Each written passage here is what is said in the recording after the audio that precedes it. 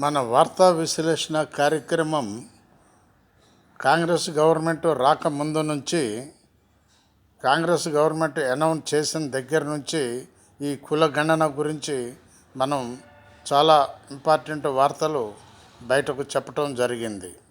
అదేవిధంగా ఒకే ఫార్మాట్లో caste certificate కానీ, రేషన్ కార్డు కానీ, ఇట్లాంటి రెసిడెన్షియల్ సర్టిఫికేట్ కానీ, ఏదైనా సర్టిఫికెట్స్ అవసరమైనటువంటివి ఈ మొత్తం ఒకే ఫార్మాట్లో ఉండాలని చెప్పి మనం ప్రభుత్వానికి సూచించడం జరిగింది.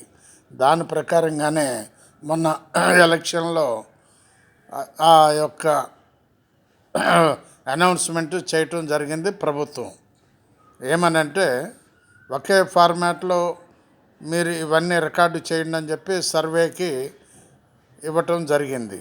ఆ సర్వే ప్రకారంగానే ఇప్పుడు రేషన్ కార్డులు కానీ, కులగణన యొక్క అప్లికేషన్ ఆధారంగానే ఇవన్నీ చేయటం జరుగుతుంది.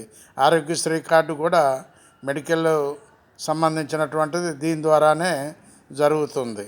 కాబట్టి దీనిని అటెండ్ అయినటువంటి వాళ్ళు ఈ సర్వేకు వచ్చినప్పుడు ఈ సర్వేలతో సహకరించాలని చెప్పి మా యొక్క వార్తా విశ్లేషణ కార్యక్రమం అందరికీ తెలియజేస్తుంది.